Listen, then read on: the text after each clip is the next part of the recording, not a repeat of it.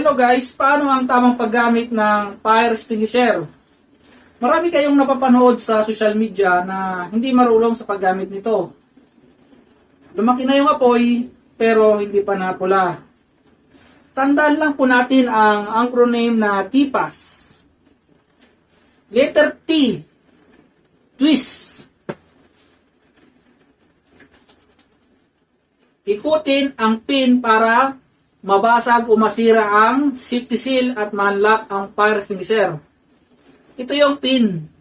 Iikutin nyo siya, pakanan man o pakaliwa, okay lang yon, para mabali o mabasag tong safety seal niya.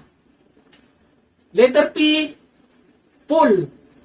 Hilahin ang safety pin ng fire extinguisher.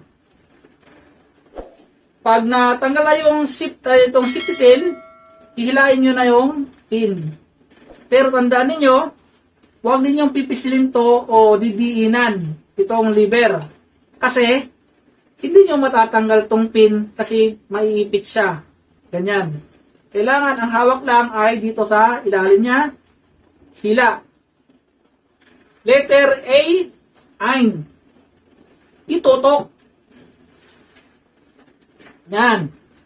Itutok sa pinakailalim ng apoy o ugat at tumayo ng 6 hanggang 8 talampakan ang layo.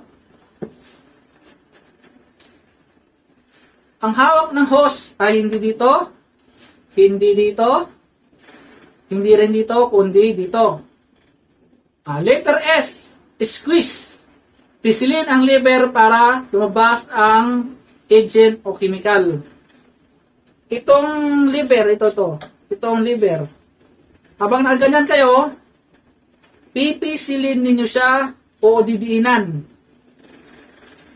Letter S, sweep, iwagayway o igalaw ang nozzle paliwat pakanan hanggang tuluyang mapula ang apoy o maubos ang laman ng fire extinguisher.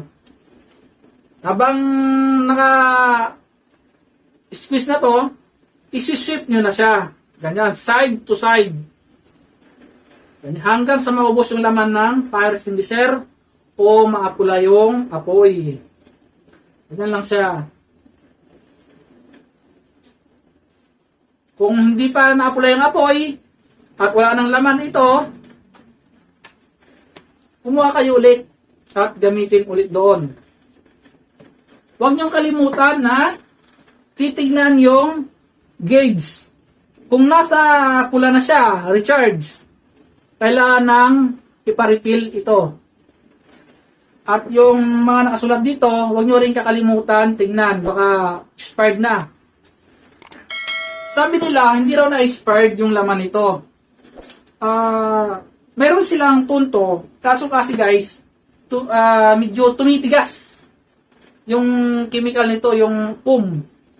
Kaya yung iba, ginagawa, inaalog nila. Sa mabilisang paggamit nito guys, ganito lang yan.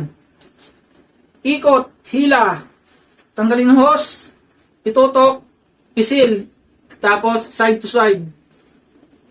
So, ganun lang guys.